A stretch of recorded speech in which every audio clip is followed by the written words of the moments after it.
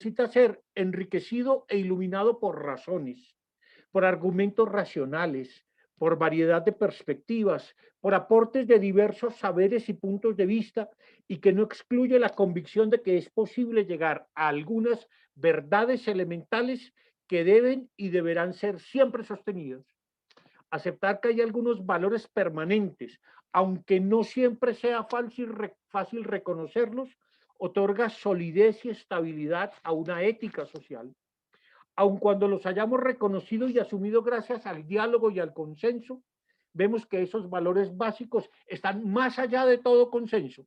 Los reconocemos como valores trascendentes a nuestros contextos y nunca negociables. Creo que el Papa está describiendo aquí de forma muy bella lo que tiene que ser la formación ética, como algo basado en el diálogo, como un diálogo basado en razones, que examina las circunstancias, pero que no se queda en lo meramente circunstancial, sino que está buscando principios. Eso es la formación. ¿En qué consiste la formación ética? ¿Qué es hacer formación ética? Yo diría que es, en primer lugar y fundamentalmente, es el esfuerzo por comprender y por examinar críticamente nuestras acciones y por tomar, por tanto, de acuerdo con eso, decisiones razonables y responsables sobre nuestra vida personal y sobre la vida en sociedad. Pero para lograr todo eso tenemos que analizar muchos factores distintos. Si queremos comprender lo que vamos a hacer, si queremos examinarlo bien, si queremos tomar buenas decisiones, tenemos que examinar todos los factores que entran en juego en la acción. Por ejemplo, tenemos que ver las circunstancias de nuestros actos. Esto es algo en lo que ha insistido mucho toda la tradición moral católica, Santo Tomás particularmente. Examine bien las circunstancias de lo que, en que está actuando. ¿Qué va a hacer? ¿Quién lo va a hacer? ¿Cómo lo va a hacer? ¿En qué momento? ¿Qué, quién, cómo, cuándo? ¿Por qué lo va a hacer? ¿Qué motivo tiene para hacerlo? Examine las circunstancias. Examine los motivos, sobre todo. Examine qué lo mueve a hacer eso e intente aclarar por qué ese motivo es legítimo. ¿Lo va a hacer por puro afán de poder? ¿Lo va a hacer simplemente por capricho? ¿O tiene un motivo realmente noble? ¿Qué razones tiene para justificar su acto? Ya no solo motivos, los motivos pueden ser más personales. Las razones tienen que ser convincentes, tienen que poder convencer a otros, tienen que justificar nuestros actos. Y sobre todo no actúe ciegamente. Antes de hacer cualquier cosa, prevea lo que pueda pasar, examine las consecuencias posibles. Eso es parte del examen crítico de nuestra acción. Claro, pero no basta con comprender y examinar mis actos y los de otros, sino que uno requiere principios. Eso era lo que señalaba el Papa en el pasaje que acabo de leer. De todas maneras, uno tiene que decidir en circunstancias específicas, pero tiene que ir más allá de las circunstancias, más allá de las circunstancias, ¿cierto? Porque si no, entonces quedamos al capricho, al relativismo más radical, ¿no? Hay ciertos hechos fundamentales donde uno tiene que afirmar principios. Por ejemplo, cuando está en juego la vida. Para un cristiano, la vida no es una propiedad, la vida es un don y no puede jugar con ella y no puede regalarla, no puede decir, no, es que yo ya me cansé de vivir, no, es que la vida nos la dio Dios para que saquemos fruto de ella, ¿no? Más allá de todas las circunstancias, motivos, razón, hay principios fundamentales que tenemos que afirmar. Para poder tomar decisiones éticas, tenemos que recurrir a las creencias más fundamentales, a esos valores últimos a los que se refiere el Papa Francisco, a todo eso esencial que nos hace vivir, sentir, pensar de una determinada manera. Hay un pasaje muy bello de la encíclica Laudato Si, el, el numeral 210 y 211, donde el Papa explica muy bien qué es la educación ética, aunque lo explica a propósito de la educación ambiental. Dice, la educación ambiental ha ido ampliando sus objetivos. Si al comienzo estaba muy centrada en la información científica y en la concientización y prevención de riesgos ambientales, ahora tiende a incluir una crítica de los mitos de la modernidad basados en la razón instrumental, el individualismo, el progreso indefinido, competencia, consumismo, mercados sin reglas, y también a recuperar los distintos niveles del equilibrio ecológico, el interno con uno mismo, el solidario con los demás, el natural con todos los seres vivos, el espiritual con Dios. El texto sigue, se lo recomiendo mucho, es muy bello, porque el Papa está insistiendo sobre todo en una cosa fundamental. La educación ecológica, ambiental de la que él habla ahí, él la concibe como una educación ética. ¿Cómo formamos una actitud nueva ante el ambiente, ante el medio ambiente, ante la casa común? ¿Y cómo lo logramos? Pero tenemos que buscar armonía con nosotros mismos, armonía en las relaciones con otros, con la propia naturaleza, con Dios mismo. Y sobre todo lo clave de la formación ética, lo va a decir más adelante, es formar buenos hábitos. Porque son los hábitos los que nos llevan a actuar de una determinada manera. Un hábito es una manera, eso, habitual de actuar. Y las virtudes morales, la justicia, la valentía, la templanza, todo ese tipo de virtudes de las que se ha hablado siempre en la tradición católica, las virtudes son hábitos, son formas regulares de actuar. Pero, ¿cómo promover una reflexión ética en las aulas? Con mucha frecuencia la formación ética se ha quedado en el aprendizaje de verdades generales, abstractas. Sí, todos sabemos que debemos ser justos, que debemos ser decentes, que debemos actuar de forma correcta, que tenemos que ser generosos, compartir con los demás. Todo eso está muy bien. Todas esas son exigencias fundamentales. Las virtudes morales son exigencias. Cuando uno le dicen que comparta con los demás, le dicen que sea generoso, ¿cierto? Pero los niños y jóvenes ese discurso abstracto no les llega muy bien. Ellos necesitan aplicar eso a situaciones concretas. A ellos no los conmueven las verdades generales, sino las experiencias concretas. Y experiencias que además sean muy semejantes a las de ellos, con los que ellos se puedan identificar. Por eso les gustan tanto los cuentos, las narraciones.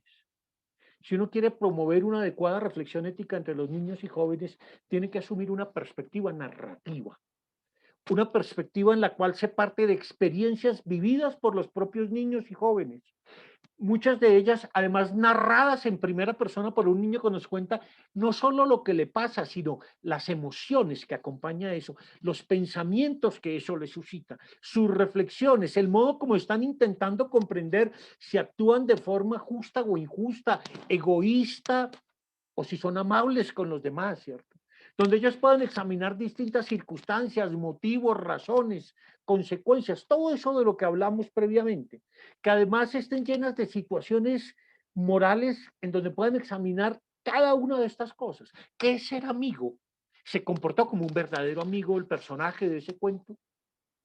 ¿Se parece al modo como yo trato a mis amigos? ¿Fue una persona responsable al hacer lo que hizo? Preguntarse todo eso es hacer reflexión ética. Los niños necesitan además modelos vivos de acción razonable, porque eso no lo encuentran en otra parte. Muchas veces sus propios padres no son modelos de acción razonable. A veces, desgraciadamente, ni siquiera sus profesores, mucho menos los personajes de la televisión donde prima la violencia y demás. ¿Qué se requiere para una buena formación ética? Sobre todo, esto no es un asunto teórico, no es dando sermones, no es declarando cada semana la semana de un valor determinado, no es poniendo carteles bonitos sobre lo importante que es ser justo, sino que solo nos hacemos justos practicando actos de justicia. La ética es una disciplina práctica. Uno aprende a ser ético practicando la reflexión ética, viviendo de forma ética. Lo esencial en la formación ética es el desarrollo de actitudes y de valores y sobre todo eso supone hacer buenos juicios sobre las circunstancias en que vivimos. Yo siempre insisto en que en una buena formación ética hay tres factores claves. Uno, la formación de buenos hábitos. Eso es lo primero que hay que trabajar con los niños. ¿Cómo formamos buenos hábitos? Que no vivan de sus caprichos, que intenten escuchar a otros. Todos esos son hábitos morales. El segundo, el desarrollo de un alfabetismo moral. Muchas veces no hablamos de ética, No leemos historias donde realmente uno tenga que confrontarse y tomar decisiones. Y lo otro es el examen de las virtudes, que es la justicia, que es el amor, que es la amistad, etcétera, etcétera. Termino brevemente con un pequeño ejemplo que es de un cuento que escribí yo hace algunos años que me pidieron en un colegio. El cuento se llama El miedo es para los valientes. Yo había estudiado mucho toda la noción de valentía en Aristóteles y me pregunté un día cómo puede plantearse un niño este problema de la valentía. Y entonces estaba muy reciente la muerte de mi padre y recordé que el temor más grande de mi infancia fue la muerte de mi padre. Finalmente, cuando tenía 35 años, mi papá murió. Y recordé la escena cuando yo entré a la clínica Palermo de Bogotá y mi hermano menor me dijo, ya no hay nada que hacer. Se realizaron todos los temores. Y entonces me puse en la idea, en la situación de un niño que piensa qué le puede pasar a sus padres. La situación es la de un niño que ve entrar a su mamá de urgencia a una operación de apendicitis y empieza a llorar y empieza a angustiarse. Su hermano mayor le dice que no llore, que eso es de los niños, que uno tiene que ser valiente. Bueno, el cuento es, yo solo voy a leer un pasaje. Al final de la historia, Santi, el niño que cuenta la historia, tiene un diálogo con su papá, que lo voy a leer brevemente. Dice, papá, ¿qué es ser valiente? No lo sé exactamente, dice el papá, es difícil definirlo, pero si lo que quieres es que te diga lo que creo que es ser valiente, te diría esto. Ser valiente es hacer lo que uno sabe que debe hacer, a pesar de todo el miedo que tenga. Entonces, papá, uno puede tener miedo y ser valiente. Sí, claro. Y si uno no tuviera miedo, ¿no sería valiente? Tal vez no. Y hay personas que no sientan miedo, vuelve a preguntar Santi. Sí, yo creo que hay personas que no sienten miedo, a veces simplemente porque no se dan cuenta de lo que puede pasar y otras veces porque se han preparado para controlar el miedo que sienten. Pero papá, se trata de dos cosas distintas. Si a uno no le da miedo porque no se da cuenta del peligro o de lo malo que le puede pasar, eso es gravísimo. Es mejor sentir miedo, porque el miedo es como una señal que uno siente en el cuerpo de que hay un peligro o de que algo malo puede pasarle. Pero hay otra gente cuya vida es vivir en peligro permanente, como los soldados y los automovilistas. Ellos se preparan para dominar el miedo. Pero no todos los miedos, sino solo algunos, dice el papá. Una vez conocí a un soldado que había participado en varias guerras y que había combatido con la guerrilla en la selva muchas veces. Tenía unos nervios de acero y sin embargo apenas vio un ratón en el sitio en el que estábamos, se puso a gritar y se montó encima de una mesa muy angustiado. ¿Tú qué crees? ¿Ese era un hombre valiente o cobarde? No lo sé, a lo mejor las dos cosas, dice Santi.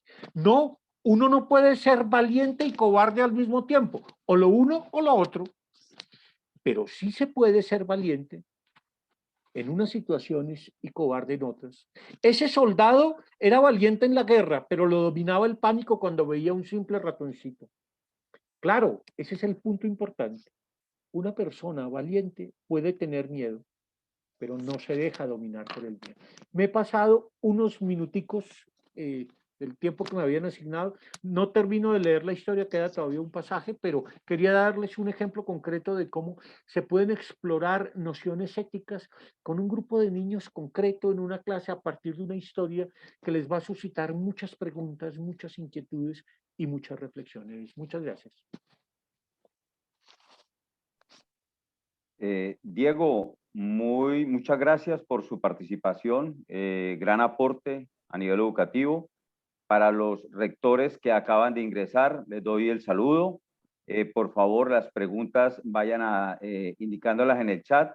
Ya posteriormente ahora continuaremos con la presentación del señor Oscar Pérez y al final estaremos dando respuesta a algunas preguntas.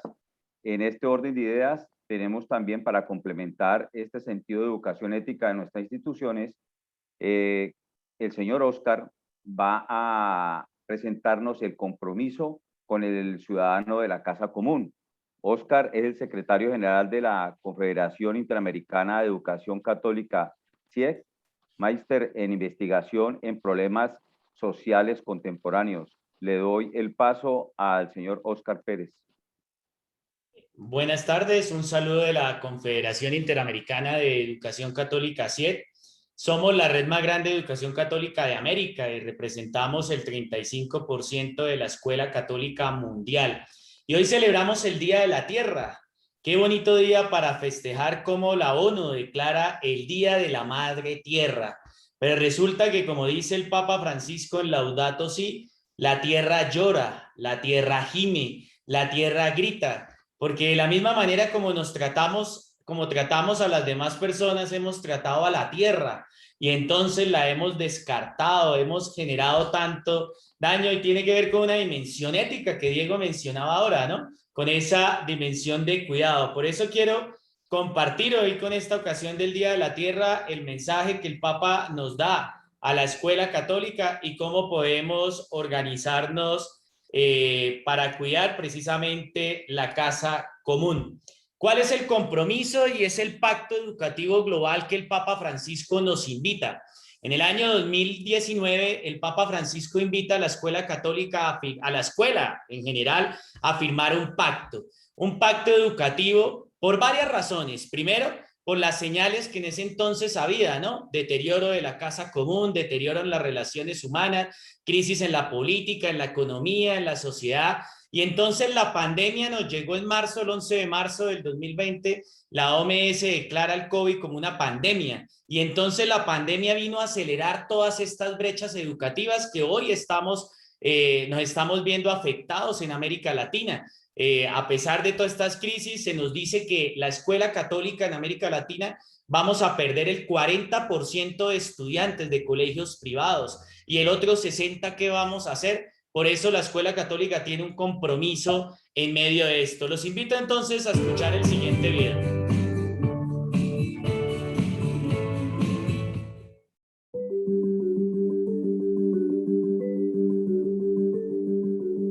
Los seres humanos somos parte del ambiente. Vivimos en comunión con él. Cada una de las criaturas tiene un valor en sí misma, de existencia, de vida, de belleza y de independencia con las demás criaturas. El verdadero peligro está en el hombre, que dispone de instrumentos cada vez más poderosos, capaces de llevar tanto a la ruina como a las más altas conquistas. Los más pobres son los que más sufren estos atentados, son descartados por la sociedad, obligados a vivir del descarte y deben injustamente sufrir las consecuencias del abuso del ambiente.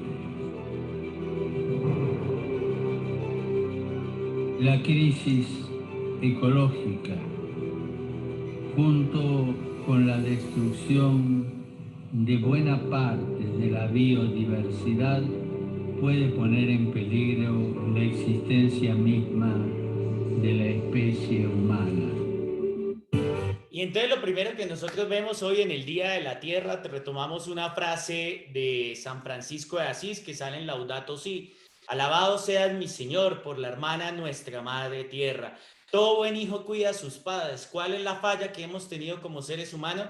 Hemos acabado, hemos deteriorado nuestra casa común, pero de la misma manera en que tratamos a nuestros hermanos con envidia, con luchas por poder, por crisis, por conflicto, etcétera, tratamos también a la Madre Tierra. Y hoy el Papa en el mensaje nos recordaba que los seres humanos nos perdonamos. Dios perdona siempre, los seres humanos perdonamos a veces, pero la tierra y la naturaleza nunca perdonan. La tierra siempre retoma su poder y nos invita. Por eso son 3 desafíos para construir un pacto educativo que tiene que ver con el compromiso ambiental. El primero es colaborar con el cuidado de la casa común.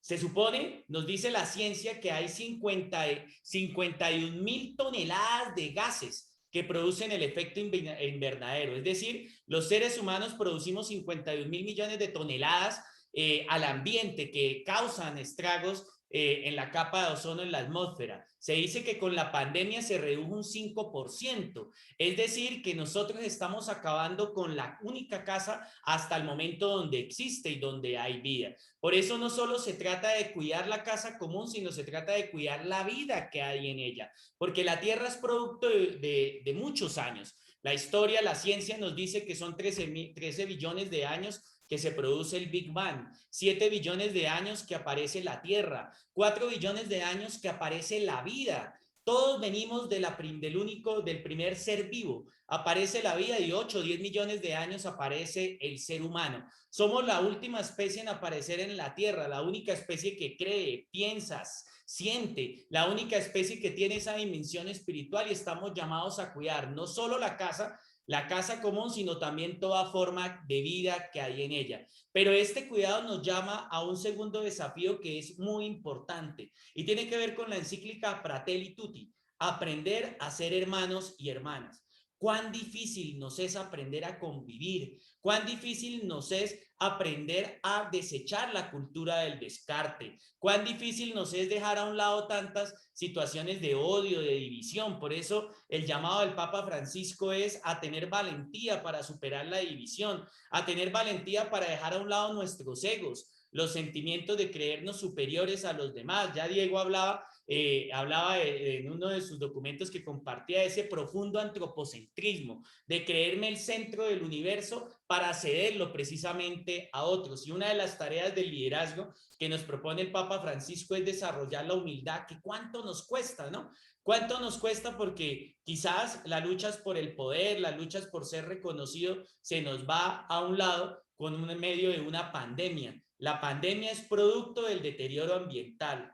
Hemos deteriorado el hábitat de los virus saltan a los animales y de los animales saltan al hombre. Por eso es importante cuidar la casa común, aprender a convivir, pero también que enfrentemos juntos los desafíos que nos interpelan. Ahorita en América Latina los desafíos son muchos. Más de 10 millones de niños fuera de las aulas. Se dice que las niñas y las mujeres van a vivir aún peor la situación que estamos sufriendo. Estamos viviendo el paso de estudiantes de la escuela privada a la escuela pública. Se han cerrado innumerables colegios católicos que es difícil el sostenimiento. Se hace imperativo construir propuestas de marketing para vender y mostrar nuestra propuesta educativa, pero sobre todo para mostrar la esencia. Uno de los desafíos que tiene la escuela católica no tiene como desafío formar creyentes. La tarea de formar creyentes es de la iglesia. La tarea de la escuela, independientemente si es católica o no, es formar ciudadanos integrales.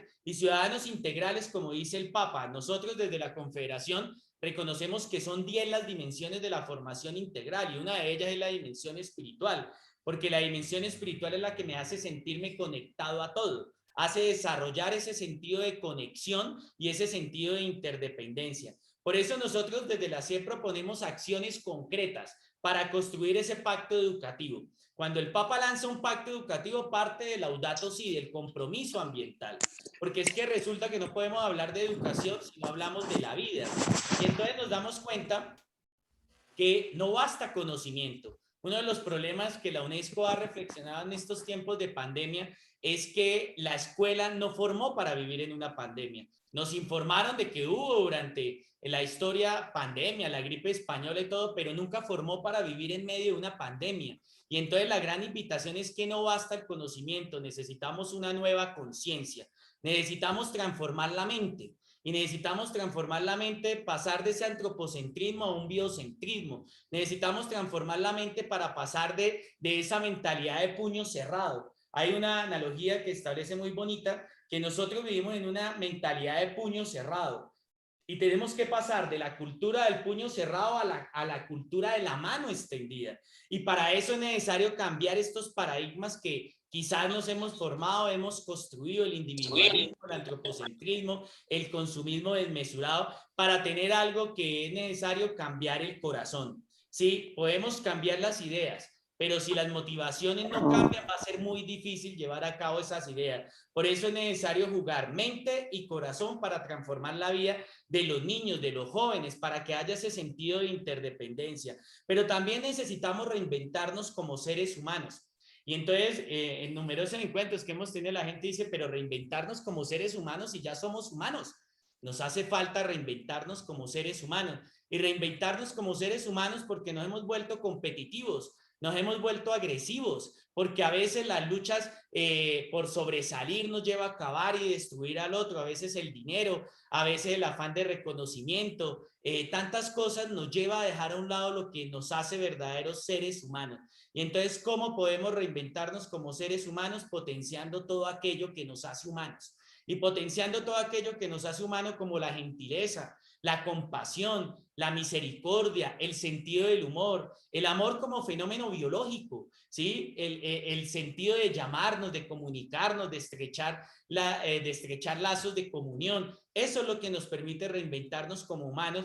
¿Por qué? Porque nos dimos cuenta que el COVID nos puede dar a cualquier persona. Hombres, mujeres, ricos, pobres, blancos, negros, homosexuales, heterosexuales, católicos, protestantes o quien sea. ¿Sí? El coronavirus nos puede dar a todo y es un llamado de la naturaleza. Un llamado a la naturaleza a crear una alfabetización ecológica y una alfabetización ecológica que nos lleva a transformar los hábitos de consumo, que nos lleve a alcanzar ese equilibrio. Generalmente cuando la gente habla de medio ambiente, de cuidar la casa común, generalmente hablamos de lo grande, de lo macro, cuidar el ambiente, la tierra como tal, sí, pero todo comienza desde el espacio donde nosotros vivimos. El cuidado del medio ambiente comienza desde el nicho ecológico. Hoy, en medio de esta pandemia que nos ha afectado tanto la educación católica del continente, estamos llamados a desde este espacio renovarnos para crear huertas escolares, para sembrar árboles, para cuidar el nicho ecológico, el espacio donde uno está, para limpiar los correos electrónicos, para analizar el nivel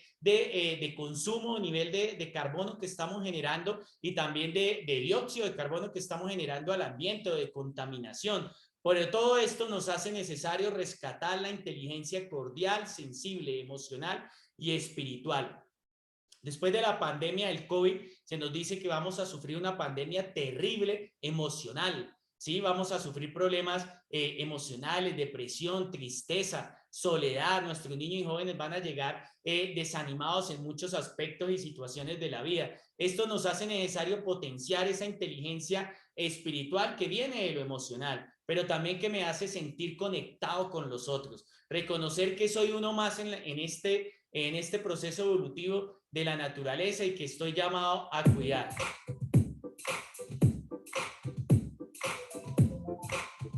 Unidos para defender la esperanza significa impulsar y desarrollar una ecología integral como alternativa a un modelo de desarrollo ya caduco, pero que sigue provocando degradación humana, social y ambiental.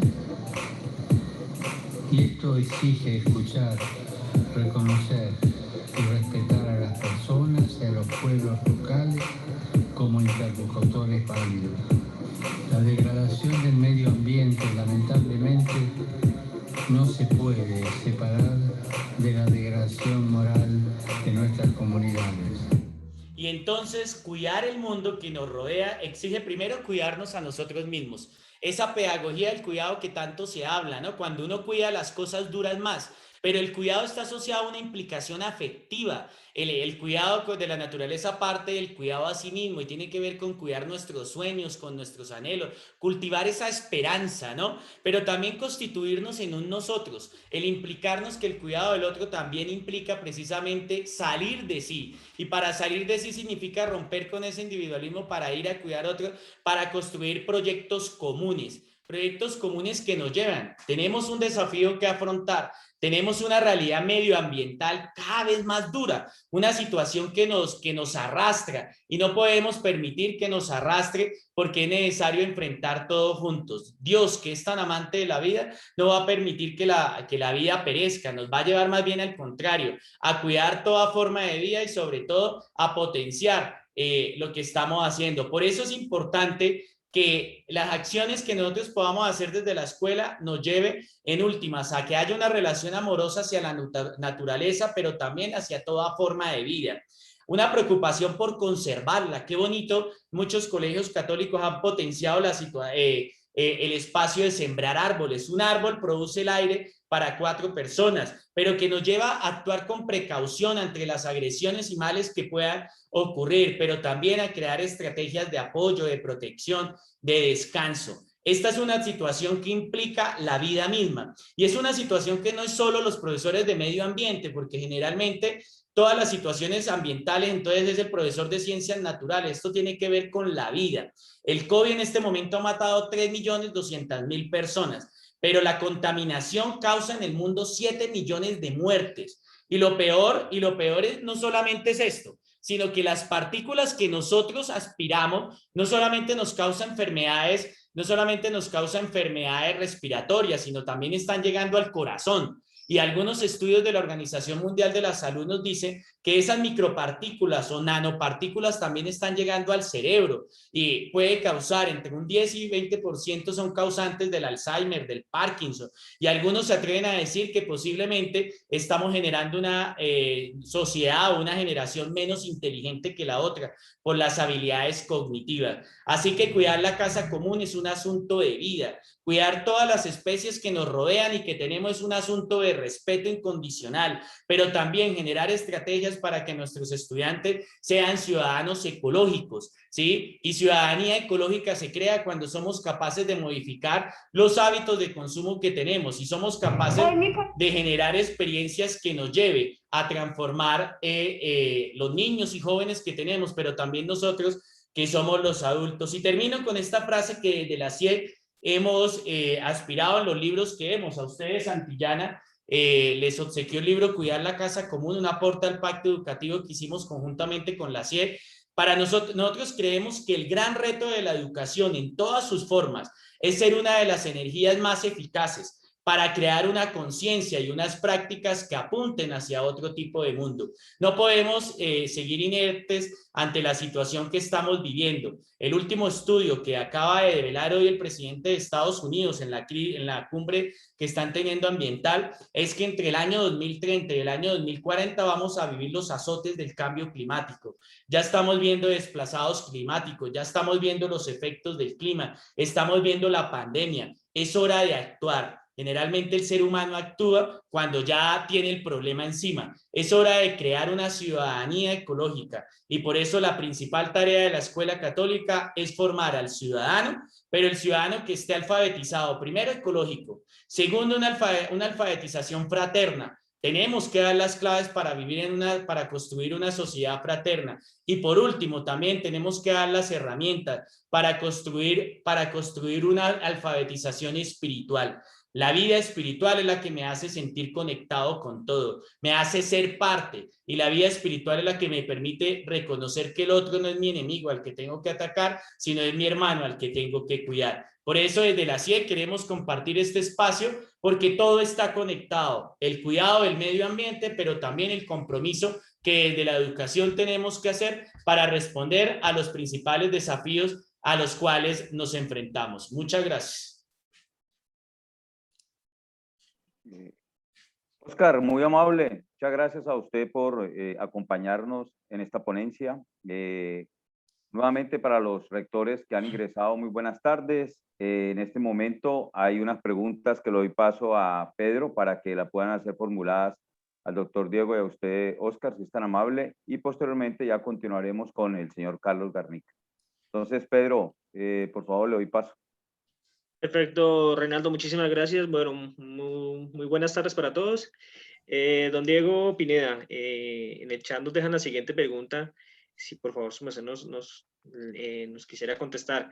La pregunta la hace el señor Berardo Balseiro y nos pregunta, ¿cómo formar un sentido ético en medio del pluralismo moral del mundo actual? Bueno, muchas gracias por la pregunta que creo que es esencial. Es decir, el sentido ético no tiene que ver ni con una ideología específica, ni con una religión, ni con una ciencia específica. Es decir, pueden tener sentido ético no solo los católicos, los cristianos en general, sino los budistas, los musulmanes, etcétera. Y se espera de todos los seres humanos que tengamos un sentido ético. Entonces, precisamente un presupuesto básico de la reflexión ética y de la formación de un sentido ético es el reconocimiento del pluralismo. Sería absurdo que nosotros intentáramos formular un sentido ético, pero de entrada dijéramos quiénes quedan excluidos de ahí. ¿Cierto? Para poder ser verdaderamente éticos tenemos que reconocer la pluralidad de voces, que el otro pertenece a otra cultura y que no le puedo imponer mi forma de ver el mundo al indígena, al negro o incluso a mi amigo que piensa muy distinto.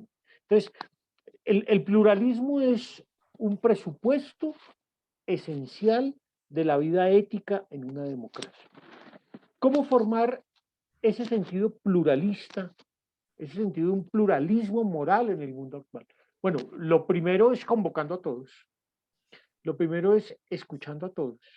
Lo primero es reconociendo que en la voz del otro hay siempre algo nuevo, independientemente de si ese otro es alguien de una cultura muy distinta a la mía, alguien que no comparte conmigo ciertas creencias morales o políticas, o incluso si ese otro es un niño pequeño que no tiene la formación o los conocimientos que tenemos los adultos. Entonces yo creo que el pluralismo moral parte del reconocimiento del otro, de que lo que el otro dice vale la pena y de que lo que el otro dice me enriquece a mí como persona. Así tenga las convicciones que yo tenga. Los católicos tenemos muchísimo que aprender de los budistas. Hay cosas en ellos que son fascinantes. En eso el Papa ha sido un ejemplo magnífico. El Papa convoca al diálogo a muchos otros líderes espirituales de otras religiones, ¿no? Incluso en sus encíclicas nos cuenta lo que ha conversado con ellos, los encuentros que ha hecho con el patriarca Bartolomé, con muchos otros, ¿no? Porque el sentido ético parte de eso. Uno no puede decir que tiene un sentido ético y que excluye a lo diferente. Muchísimas gracias, don Diego. Y una Gracias, última Diego. pregunta para usted. Nos hacen la consulta. ¿Cómo hacer posible la propuesta ética cristiana fuera de las aulas? Bueno, yo creo que un compromiso esencial, digamos, está en la familia. Si lo que uno aprende en la familia es lo más duradero de todo. El que se formó en una familia organizada, decente, donde prima la solidaridad, la generosidad, pues esos son los valores que aprende. ¿Cierto?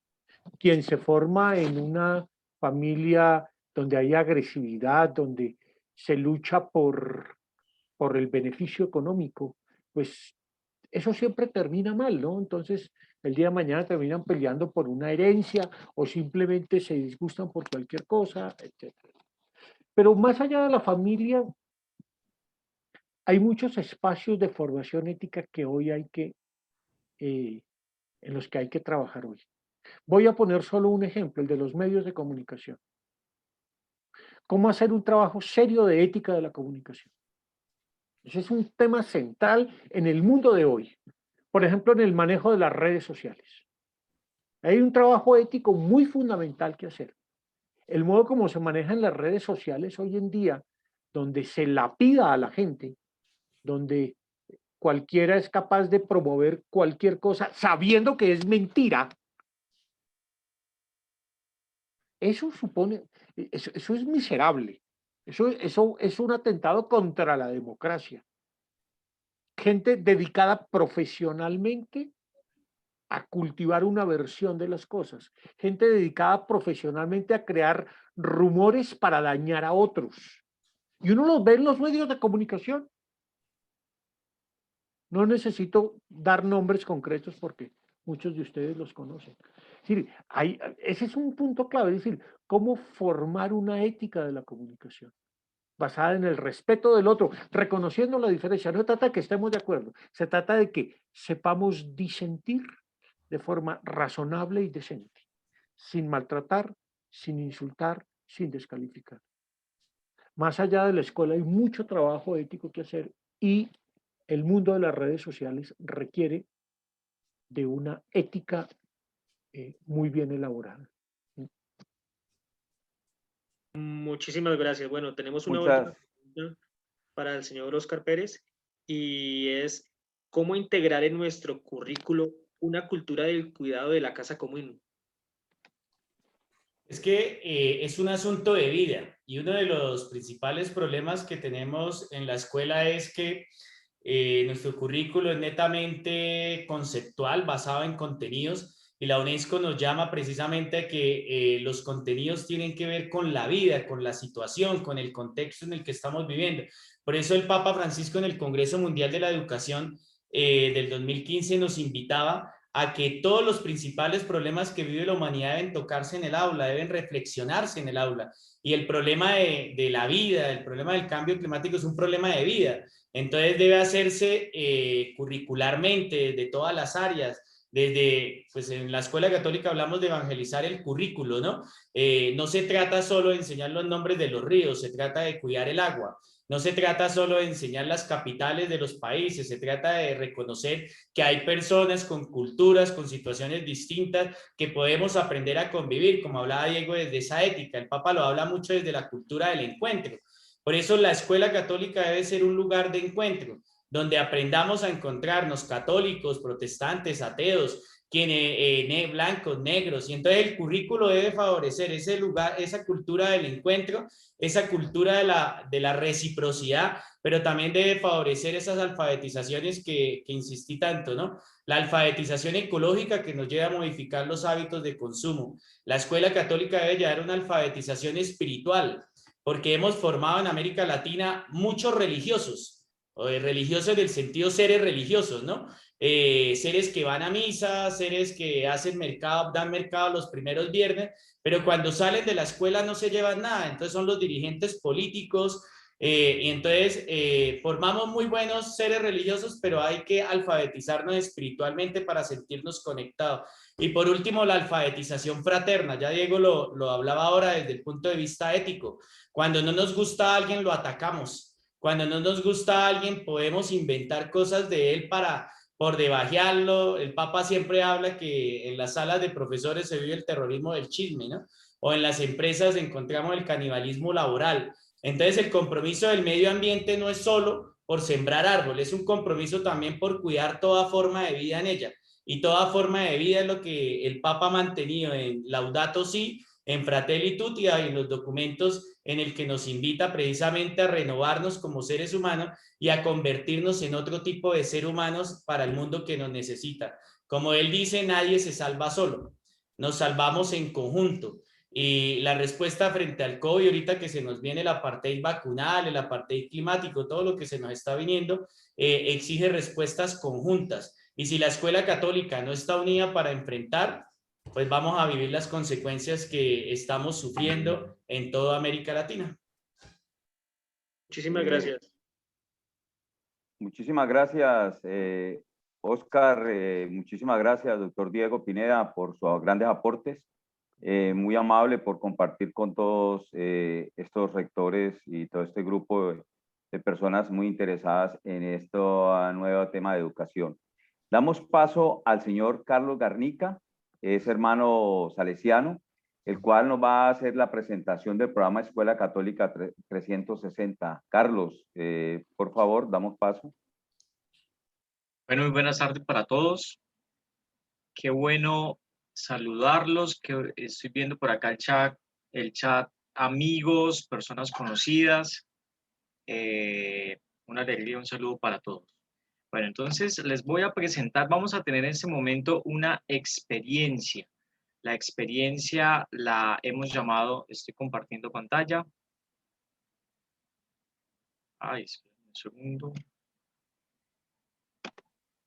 Listo. La experiencia la hemos llamado Experiencia Escuela Católica 360. Entonces, les voy a pedir a todos, en lo posible, como todos estamos allí anotando, tenemos una hoja, tenemos algún esfero, si podemos ser recursivos de pronto con otro esfero, con otros dos esferos, con un marcador, no sé, los colores que tengamos allí a la mano, un amarillo, un azul, un rojo, un verde. Entonces vamos a avanzar. ¿Qué es lo que vamos a tratar en estos minutos? Hay una pregunta gigante que a todos sin duda nos duele, nos acontece cuando hablamos de escuela católica. Y es cómo formamos desde nuestro ser directivo, porque quienes están en esta sala tienen ese rol, ¿no? ¿Cómo formamos a niños y jóvenes en nuestra escuela católica? Con seguridad podemos decir, mire, lo hacemos a través de nuestro proyecto educativo, lo hacemos a través de la formación docente, lo hacemos a través de planes de aula y tenemos mucha experiencia a lo largo de años, a lo largo de la misma identidad que las comunidades nos han brindado. Sin embargo, la pregunta la vamos a dejar abierta y al final vamos a dar respuesta de ellos. Entonces, como cada uno tiene una hojita por allí, les voy a pedir el favor, acá les estoy pasando la copia, les voy a pedir el favor que acerquen su hoja a la pantalla y lo que van a hacer es calcar esa silueta. Quiero que hagan una silueta o de hombre o de mujer, según el género de cada uno, ¿sí? Que cada uno de ustedes haga una silueta. Y la primera persona que termine, por favor, mis compañeros me ayudan a identificar quién es, porque nos tienen que mostrarla en la cámara, les vamos a dar un obsequio. Entonces, para eso tienen unos 30 segundos.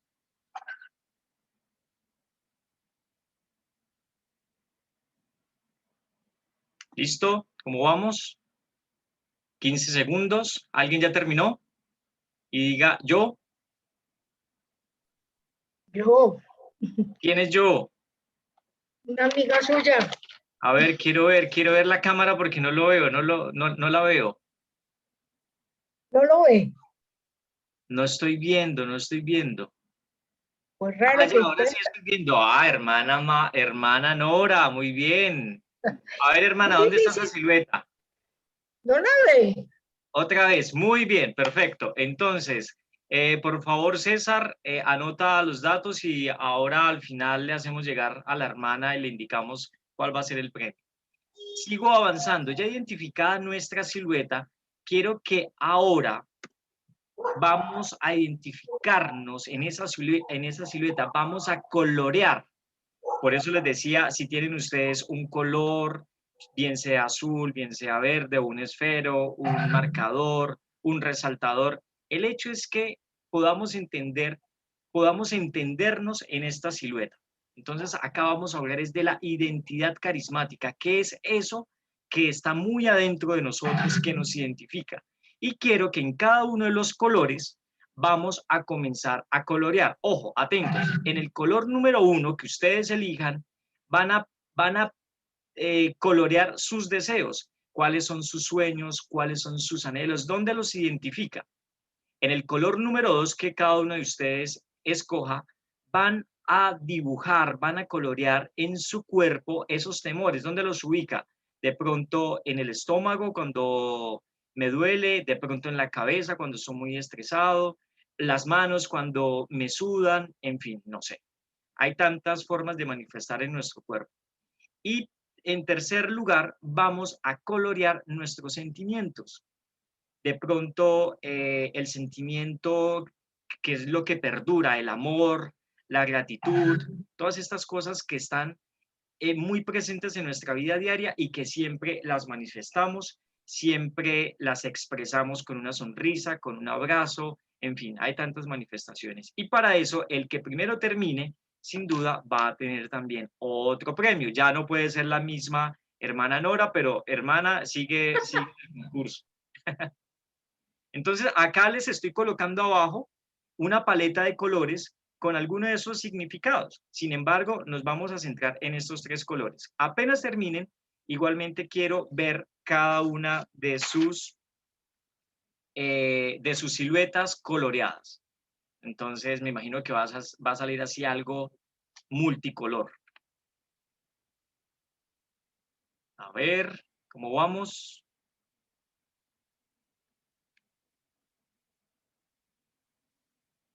Veo solamente una cámara activada, la cámara de Dulce María. La hermana Doris tiene la mano levantada.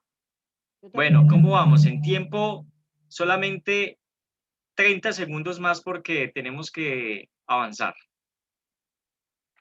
Listo, identifíquense ustedes allí. Ya. ¿Listo? Ya. Ya casi, a ver, muestre, muestre. A ver, hermana Doris. Dulce María, te han ganado. Ganó la hermana Doris. La hermana Doris coloca el verde hacia los lados y ese verde significa ¿qué, hermana? Precisamente la esperanza, el crecimiento, la frescura.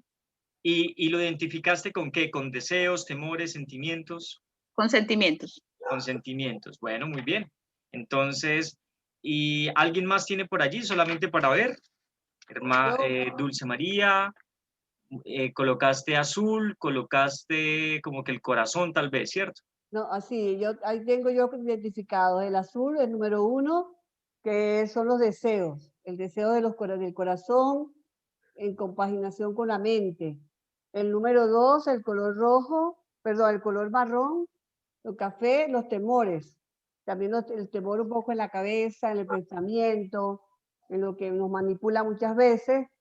Y los sentimientos en el pecho, en el corazón, en toda esa zona pues que denota sentimientos y que nos manipula también o nos lleva y nos impulsa, ¿no? Todo esto son elementos que uno puede tenerlas de las dos formas. El temor me puede llevar también a lo positivo, o sea, a emprender. Claro. El sentimiento también, ¿no? Un sentimiento que me impulsa a la búsqueda y también en los deseos. Yo digo que el que no tiene deseos no evoluciona. Hay que tener deseos. Los deseos son los que nos impulsan y es eso, pues Bueno, la perfecto. cosa que nos está impulsando a vivir, a buscar, a desarrollar, a tener. Muy bien. Claro, si tuviéramos mucho más tiempo, sin duda haríamos un mapa allí de colores muy interesante desde estos 3 indicadores que estamos trabajando hoy. Deseos, temores y sentimientos. Pues bien, yo les voy a mostrar el mío. Mira, acá se los estoy mostrando igualmente. Y ahí está, lo acabo de mostrar en la pantalla. Ese fue el mío, donde acá coloqué muchos colores porque la paleta era mucho más amplia y es para que nos logremos identificar, ¿no? Logremos identificar dónde está nuestra acción, dónde está nuestro positivismo, dónde están nuestros sentimientos, cómo los podemos ubicar. Y cuando nosotros hablamos de este mapa, estamos hablando es de identidad. Y yo quiero darle fuerza en este espacio a la importancia de la identidad carismática de nosotros, quienes estamos en el día a día de escuela católica, quienes están en las funciones administrativas, en las acciones, en las gestiones, en la gestión directiva, en la gestión académica, en la gestión pastoral, en lo que hacemos diariamente. Hemos escuchado ya anteriormente a Diego y hablaba fuertemente de la integralidad como seres éticos en todo momento y sin duda una fuerza que para nosotros directivos, y lo vamos desarrollando siempre en el tiempo, es el testimonio. Y el testimonio es porque es un corazón que ha sido formado desde la familia, pasado por la escuela y asimismo nos comprometemos con la sociedad. Entonces, yo he logrado identificar estos 3 colores. Entonces, cuando hablamos de los deseos, estamos hablando de las oportunidades que tenemos como directivos, pero esas oportunidades puestas al servicio de mi escuela. Todo lo que soy y más cuando nosotros hemos hecho una consagración, cuando hemos dedicado toda nuestra vida, no solamente a configurarnos con Cristo, sino que ese es el inicio, sino querer transformar las vidas de los demás cuando anunciamos gozosamente el Evangelio desde nuestro testimonio, la sonrisa, el abrazo, el beso, la caricia, el cariño que manifestamos siempre en nuestra escuela. Asimismo, tenemos que hacer el paso de estos sentimientos, tenemos que llevarlo a una comunicación efectiva, a una comunicación solidaria, a una comunicación fraternal. Por eso es muy importante a todo esto que sin duda está presente en nuestra vida y nosotros lo manifestamos en nuestra escuela. Y por último, esas fortalezas, si ustedes ven ahí su mapa, esas fortalezas, esos temores tendremos que convertirlos en la fortaleza, en esa fuerza, en ese caminar, en decir, venga, esto lo hacía antes así, ahora lo tenemos que hacer de esa manera.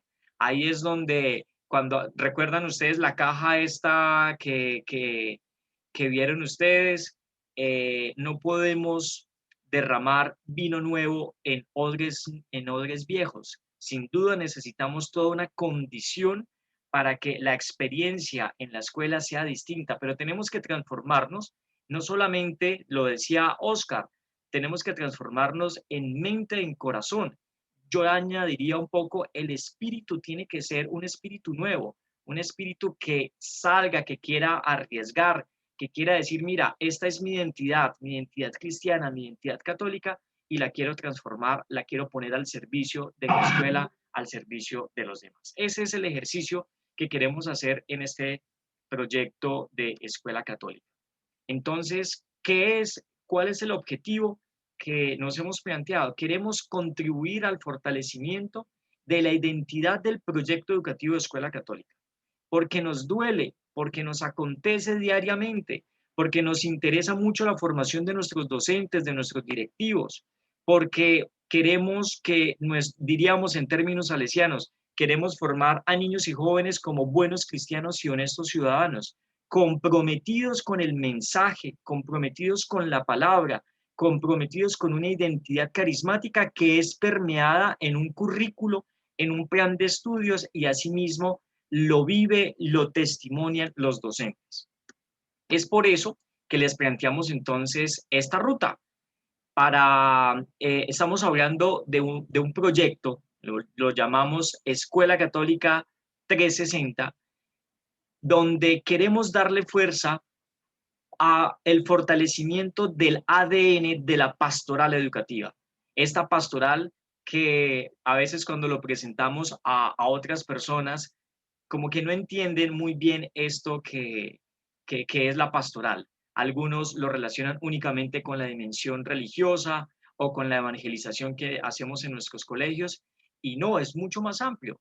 Es el todo de nuestra institución, es nuestro sentir, es sin duda lo que amamos profundamente, y muchos de nosotros nos enamoramos de un carisma, nos enamoramos de la vida religiosa porque conocimos a un santo fundador a través de una experiencia educativa.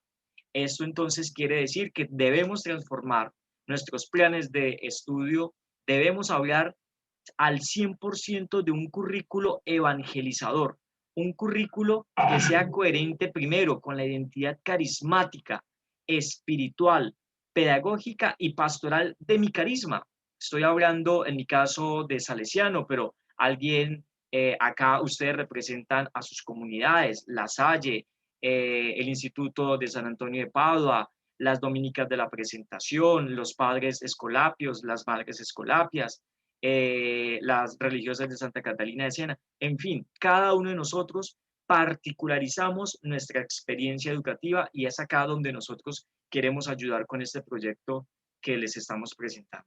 Lo segundo, nos interesa de sobremanera la formación directiva y la formación docente. ¿Cómo? Ciclos formativos, talleres, cursos en línea, diplomados. ¿Y con quién lo vamos a hacer? Tenemos los mejores expertos y aliados para ese acompañamiento. Lo tercero, le vamos a dar fuerza a estos recursos y herramientas para la formación del ser que cada uno de ustedes ya trabajan, que cada uno de ustedes ya han venido año a año dándole fuerza a las metodologías activas, al sistema de evaluación, bueno, a tantas formas que tenemos para expresar eso que en el paso 1 lo hemos identificado profundamente y lo identificamos con nuestro ser.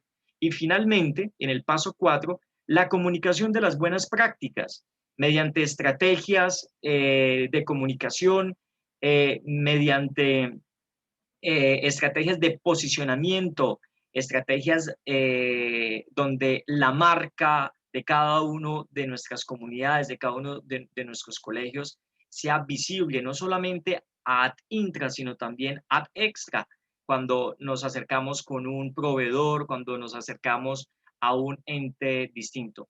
Hay que comunicar lo bueno que hacemos, hay que comunicar nuestra espiritualidad.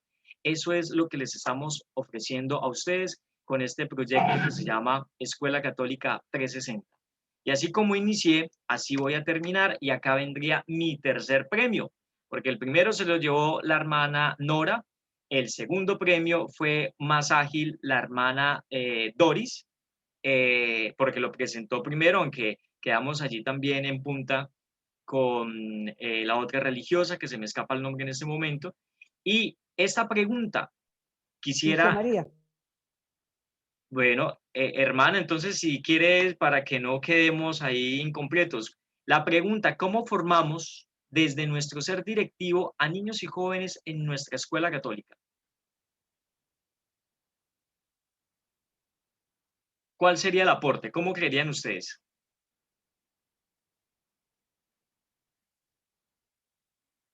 Hay premio. Bueno, el primer aporte que yo creo que podemos dar como directivos, ¿no? Es un trabajo en coherencia, un trabajo coordinado, un trabajo que va en equipo. Es decir, el directivo solo no puede hacer las cosas. Nosotros tenemos un camino para hacerlo y para eso tenemos los equipos que conforman toda la institución. Y a través de esos equipos y desde las directrices, que como centro educativo, en nuestro caso católico, hemos tomado como metas, como ejes transversales. Entonces, ¿qué queremos formar? ¿Qué jóvenes queremos para el mañana? ¿Qué niños queremos acompañar? Entonces, creo que por ahí es que nosotros tenemos que ser muy conscientes que solo los directivos no podemos.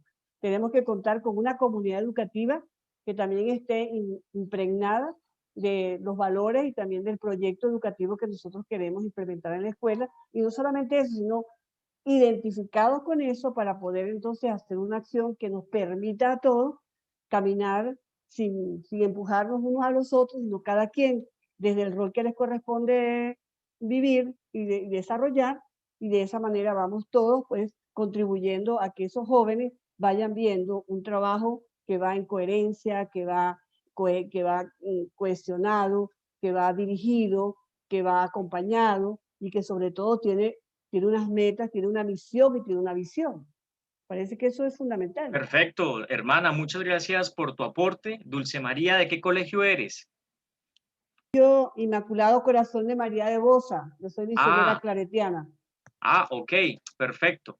Bien, entonces, este es nuestro proyecto. Le doy paso a Hilda Mosquera, nuestra consultora en marketing educativo, donde va a terminar esta misma presentación. Bueno, pues muchas gracias. Muy interesante pues todo lo que hemos podido ver en esta tarde.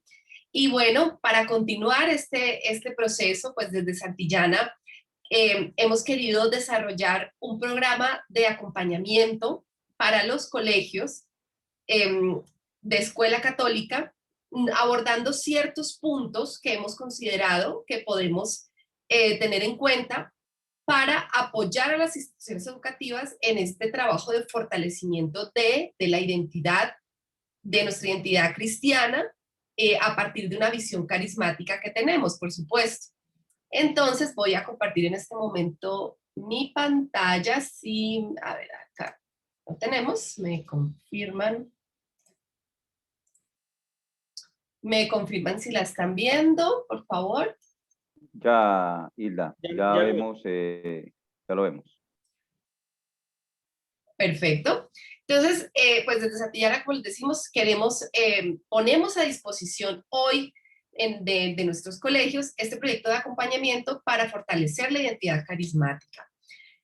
Atendiendo un llamado que nos hace el Papa Francisco, por supuesto, y que hemos visto en esta tarde, en el que nos invita a renovarnos, ¿no? Y como nos lo dice el Papa, os animo a renovar vuestra pasión por el hombre. El fracaso más grande que puede tener un educador es educar dentro de los muros. Estáis por naturaleza abiertos al futuro. De hecho, hoy tuvimos que dejar los muros a fuerza, no porque lo quisiéramos, en todos los casos tuvimos que dejar esos muros, y hoy sobre todo vemos cómo la escuela está en el relacionamiento. Hoy está en esas relaciones que estamos forjando y en esa comunicación que estamos desarrollando con los diferentes actores del proyecto educativo. Así que, pues, ponemos a disposición de los colegios este proyecto, este con el que queremos fortalecer y proyectar la identidad institucional de tu proyecto educativo a partir de esa visión carismática, a través de 3 grandes líneas. La comunicación, por supuesto, donde veíamos, donde queremos estrechar, fortalecer ese posicionamiento que tenemos, estrechar el relacionamiento con la comunidad, donde vemos que no solo la escuela hoy no está solo en los contenidos, sino en el relacionamiento, cómo estamos interactuando con todos los miembros de la comunidad, y que también desde la pastoral nos invita a estrechar esos lazos que tenemos con toda la comunidad que hace parte del proyecto educativo, los administrativos, los docentes, los profesores, las familias, los estudiantes. Y eso, para eso habrá que trabajar la comunicación interna, pero también la comunicación externa, como nos lo decía Carlos. Y por supuesto, la marca. La marca es lo que nos permite tangibilizar nuestros valores, proyectar nuestra visión, compartir nuestra misión. Eso lo hacemos a través de una marca. Aunque si pensamos, por ejemplo, en Coca-Cola, inmediatamente se nos viene a nuestra imagen toda una imagen, ¿no? Se nos viene a nuestra cabeza toda una imagen que comunica unos valores, ¿no? La chispa de la felicidad, la chispa de la vida. Pues eso es lo que quiero que hagamos un pequeño ejercicio. Si decimos el nombre de nuestro colegio, ¿en qué piensan las familias? Si estamos hablando del colegio de la presentación, por ejemplo, mi amado colegio de las dominicas, Maripuz Pan, Piedad, Sencillez y Trabajo, ¿no? ¿Cuál es esa marca que estamos comunicando? ¿Cómo se viven esos valores? Y cómo las personas lo tienen identificado de una vez, pero obviamente eso hay que trabajarlo y seguirlo fortaleciendo. Así que ponemos desde Santillana nuestro amplio recorrido en escuela católica, porque ya llevamos más de 3 años apoyando a las instituciones en estos procesos. Lo hemos hecho a través del programa Santillana 360. No sé si todos lo conozcan, pero bueno, quienes no lo conocen, es un programa de acompañamiento en el que hemos trabajado sobre todo procesos de captación, fidelización y posicionamiento con el objetivo de que se logre la sostenibilidad de las instituciones, donde ponemos énfasis en un apartado, un objetivo importante que ha sido la captación, por supuesto, pero no podemos dejar de vista la fidelización, ¿no? La fidelización de nuestras familias. Así que a través de 360 hemos ayudado a las instituciones católicas a fortalecer su identidad institucional, a impulsar nuevos proyectos, a fortalecer sus diferentes gestiones, a mantenerse actualizados y a lograr esa renovación, esa reinvención a la que hoy todos estamos llamados, a mejorar la atención a las familias y el servicio educativo, por supuesto, a satisfacer mejor las demandas de la sociedad, a conocer mejor a los usuarios que tenemos y a captar sobre todo qué es lo que necesitamos y lo que en este momento, digamos, es como esa urgencia en muchos colegios, ¿no? Lograr tener esa captación. Pero no solo nos centramos en captación, sino que trabajamos todo un proyecto integral, por supuesto. Aquí tenemos algunos de las comunidades religiosas con las que hemos trabajado con las terciarias capuchinas, las carmelitas misioneras, las carmen teresianas, las dominicas de la presentación, con las franciscanas, hemos trabajado con salesianos, con las salesianas, entre otras comunidades religiosas. Entonces, hoy, ¿qué les venimos a proponer? Este plan de acompañamiento se compone de 6 puntos específicos. Partiremos de un diagnóstico donde haremos una lectura del carisma, partiremos de esa identidad, de lo que nos representa, entender cuál es el carisma, conocer la historia. Cada vez que yo he tenido la oportunidad de acercarme a sus proyectos educativos católicos, pues es que es imposible no enamorarse de sus fundadores, ¿no? Cuando entras y conoces a un Don Bosco con toda la visión y su esencia innovadora. Por supuesto, Maripuz Pan, nuestra fundadora, la Teresa Wash, Teresa Toda, de la comunidad Carmen Teresianas, en fin, la Madre Caridad Brader de las franciscanas. Es que cómo no enamorarse de esa historia que hay detrás de esos fundadores que tenían una visión y que hoy esa visión todavía se hace visible. Entonces, a partir de ahí queremos seguir haciendo viva esa visión para que se mantenga por muchos años más, por supuesto. Entonces ahí, después de conocer esa identidad, es que empezamos a trabajar la marca, ¿no? Donde en esa marca tangibilizamos los valores que nos mueven, proyectamos nuestra visión, transmitimos nuestra misión y la compartimos y la hacemos tangible. La marca lo que nos permite es tangibilizar eso que decimos que somos.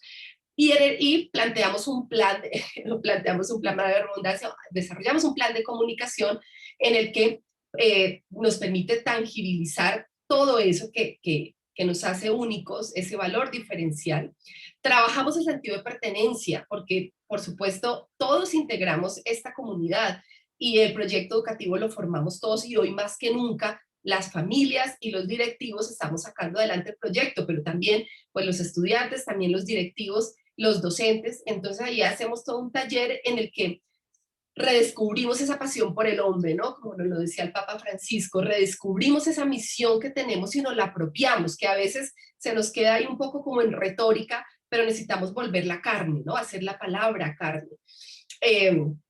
Entonces trabajamos en el sentido de pertenencia, lo que nos vuelve a unir un poco en lo que somos, en nuestra misión, en nuestra visión, para lograr sacar, y a partir de ahí planteamos una campaña de posicionamiento pastoral a partir de nuestra esencia, ¿no? Esa esencia, lo que nos une a partir de esa pastoral, que como nos dice Carlos, no es solo un tema religioso o no es solo una gestión, sino es lo que permea todas las formas de interacción del currículo, de la didáctica, todo lo que nos mueve.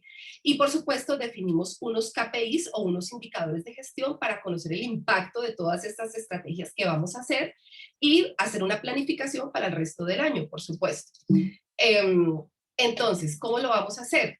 A partir de una metodología que tenemos ya, una metodología de trabajo propia 360, en el que planteamos un proceso de acompañamiento a través de formación, acción con transferencia de conocimiento. Es decir, nosotros no solo les decimos qué es lo que tienen que hacer, sino que les formamos en el qué y los acompañamos a aplicarlos. ¿Vale? Hoy estamos sobrediagnosticados, nos han dicho muchas veces qué es lo que hay que hacer, sabemos que sí hay un diagnóstico, pero bueno, ¿y cómo lo hacemos? ¿Eso cómo se come? ¿Eso cómo se hace? Pues ahí tenemos todo un equipo de consultores con el que los vamos a acompañar, vamos a dar las asesorías, capacitaciones al personal del colegio para que ejecuten estas estrategias que hemos visto. Es importante que esas estrategias estén lideradas por el equipo directivo, ¿vale? Porque por supuesto esto no se puede delegar o tratar como un tema secundario, sino que realmente pues esto es un tema que viene de la cabeza, que hay que liderarlo desde el equipo directivo, con el apoyo por supuesto de responsables del equipo pastoral o del equipo de comunicaciones. Y aquí hemos planteado un cronograma de trabajo, porque este plan de acompañamiento está planteado para 3 meses. Para iniciar desde hoy, en el que hemos hecho esta presentación, hoy sale a la luz este nuevo programa de acompañamiento de Escuela Católica. Hoy es un día muy importante para nosotros, por supuesto, y hoy les estamos contando también cuál es el alcance de este acompañamiento que vamos a hacer en esta primera fase, que va de abril a julio. La idea es que las personas que hoy están interesadas en tener este acompañamiento con los 6 puntos que hemos visto, nos cuenten quiénes están interesados. Los comerciales se contactarán con ustedes para poder asignar unos cupos, porque tenemos unos cupos definidos, ¿vale? Hay unos cupos específicos para poder tener este acompañamiento que se espera poder completar la próxima semana. Y luego, ya una vez tengamos los colegios definidos, haremos una socialización con el equipo de cada colegio para poner en marcha ya el trabajo como tal. Luego haremos un levantamiento de información del diagnóstico para conocer la historia, conocer el carisma, hacer lectura carismática y demás. Y luego poder empezar a apropiarnos, ¿no? Por eso es un proyecto en el que no lo hemos tomado de verdad muy en serio, además nos encanta hacerlo y lo hacemos adaptado a las necesidades de cada colegio. Esto no es un plan que digamos esto es lo que ustedes tienen que hacer y así se hace para todo el mundo, sino que nos tomamos el tiempo de conocer la identidad, de conocer los diferenciales de cada institución para poder trazar el resto de la hoja de donde luego pues también haremos una evaluación del estado de la comunicación para identificar cuáles son los canales, los medios con los que se está comunicando ese proyecto educativo, se hace una socialización de ese diagnóstico para ya arrancar la estrategia de marca, el plan de comunicación, el taller de sentido de pertenencia, cerrar con toda una campaña de posicionamiento pastoral, hacer esa medición de impacto y definir los accionables que tendremos para el resto del año. Esto es un poco así, grosso modo, por el tiempo que tenemos. Y pues la invitación es hoy a que se puedan unir y a que empecemos a trabajar. Muchas gracias. Gracias, Hilda, muy amable. Entonces queda la invitación a todos los rectores, colegios que estén interesados. Como le dice Hilda, a través de nosotros estaremos muy atentos o nosotros llegaremos también allá a saludarlos y llegar más de cortico para poder revisar cosas puntuales tal cual lo manifestó y lo presentó Hilda. Muchas gracias a todos. Bueno, si no hay algún tema puntual, Carlos, Hilda, damos por terminado el día de hoy y ya pues puedan continuar también aprovechando este 5º Congreso de Mesa Nacional. No se escucha, Carlos. Reinaldo, es importante indicarle a todos que a través del link que tienen de Mesa Nacional y con sus usuarios y sus contraseñas pueden acceder a la sala principal para la conferencia. ¿Sí? Correcto. Pedro, si es tan amable, ahí por el chat puede habilitarlo también para que se le facilite a los rectores que puedan estar preguntando. Muchas gracias. Entonces, Perfecto. a todos, bueno, perfecto. Entonces, recuerdo a la hermana Nora, a la hermana Doris y a la hermana Dulce María comunicarnos y les hacemos llegar su premio por la buena participación. Muy bien. Felicitaciones a todos y buena experiencia en la Mesa Nacional. Hasta luego. Bueno, hasta luego.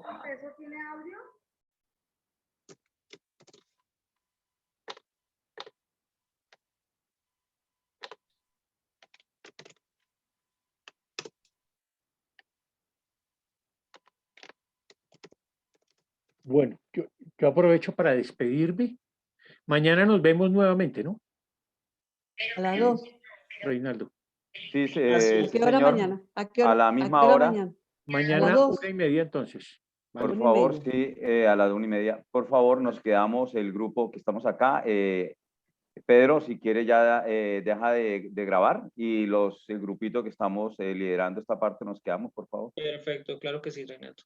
Yo me despido entonces. Sí, hasta luego, Vale, gracias. muchas gracias Diego, a hasta todos. luego. Hasta luego. Muchas Un gracias. gusto haberlos Gracias. visto. Vale, chao. Bien, gracias. Chao.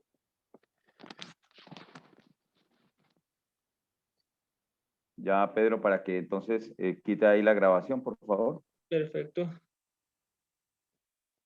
Ya.